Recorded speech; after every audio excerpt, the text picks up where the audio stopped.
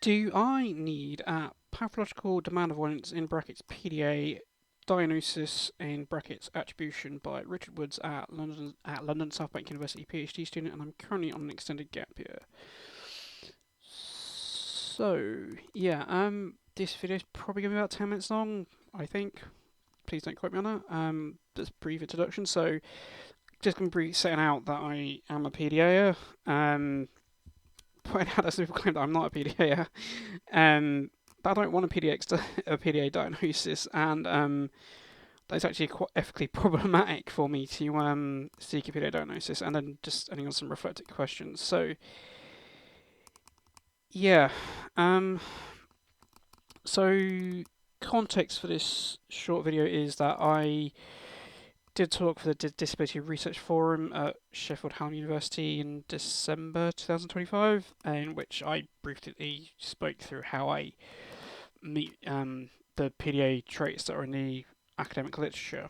Um, so what I'm now currently producing is a series of 3 shorter videos, um, and then if I have time, I will also make probably 2 longer videos. Um, basically, like how I'm a PDA. Basically, the first one is basically how you can go about defining that and modeling that, like what criteria am I using, and then the second one is basically just walking people through. But they could be quite long videos. I mean, I didn't even finish describing how in like an hour talk. So yeah, that's probably tangential. Right. So I do meet Elizabeth Newson's PDA profile. I'm not really particularly fussed about more modern ones due to various reasons. But that's for a separate video. Um, I was introduced to PDA by autism mentor that I was working with at the time in 2015. That person also happened to be the autism disability officer at the university I was at the time. Um, Also, people who know me well really kind of test the features of PDA that I kind of express, even if they're not necessarily mentioning PDA by name. Um, so yeah.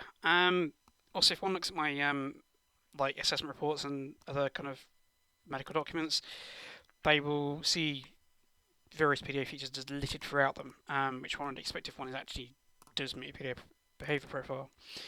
I do have it in writing from the PDA, so I think they do recognise me as PDA. Just point that out there. So yeah, moving on. I'm using this meme again by Salica. Let's point out that some people are attacking me as. I should point out this meme is meant to be a joke. Although I think it quickly is not a joke. But like whatever. The reason I'm saying this is because Salica and others have been questioning if I'm a PDA, and I think sometimes even flat out just saying. I mean, um, which is I have challenged some of them on this, and they just don't seem interested in kind of stopping mentioning it or even don't recognise that I am PDA. So yeah,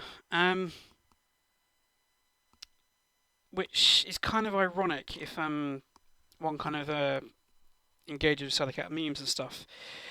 I kind of this is quite an interesting meme. It's basically talking about like undiagnosed PDA voices matters.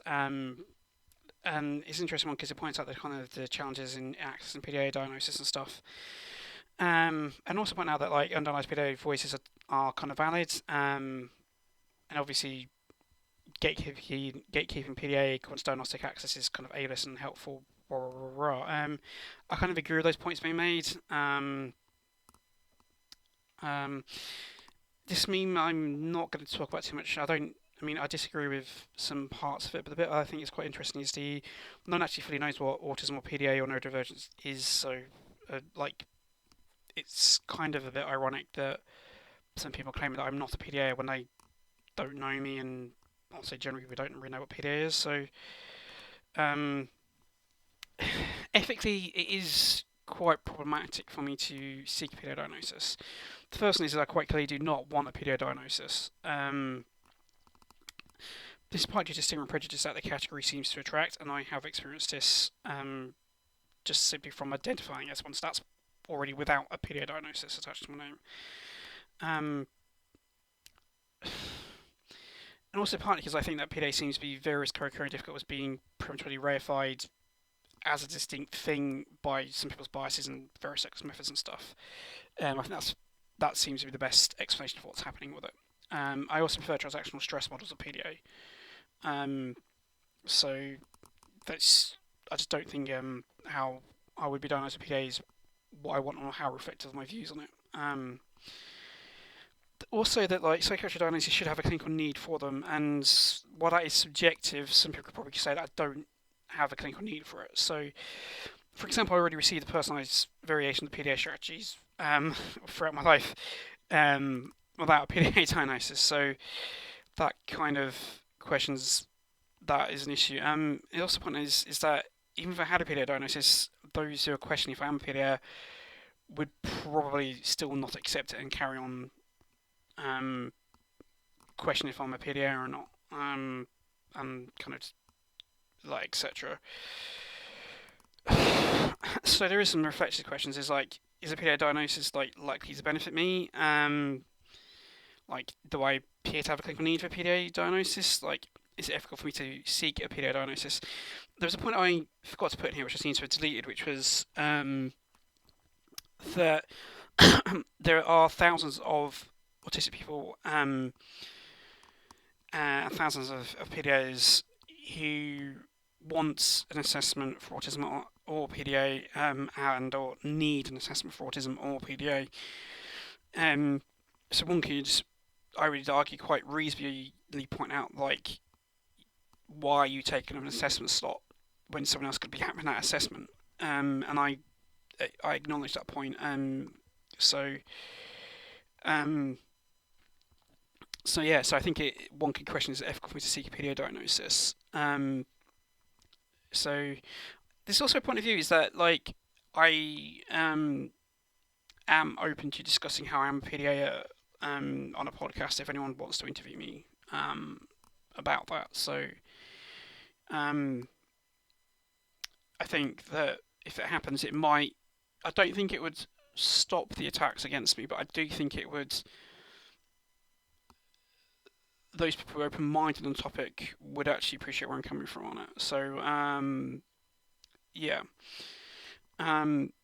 Just some end notes. So yeah, I tend to prefer to psychiatric attributions instead of kind of diagnoses, because I think that how psychiatric diagnoses are kind of constructed and how they are kind of given to people is inherently subjective, and an attribution is far more accurate descriptor than common diagnosis. Or and so the PDA Society and others would say that you'd have a PDA formulation, not a diagnosis. So I did point out that, like, when I have been kind of engaged with Sally work and other kind of PDA advocates' work, like, the passion that they have for PDA can be a good thing, and it does quite clearly come across. So, and also point out that they can produce like helpful and interesting insights. So,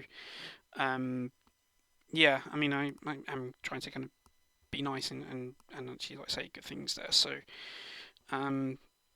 yeah, this is the end of the video, so it should be like, may one stimming activities be many and one flow states long, which is equivalent to live long and prosperous. So, yeah, I hope everyone's having a good time and stuff. Oh, it's not actually 10 minutes, it's only 9. That's wonderful.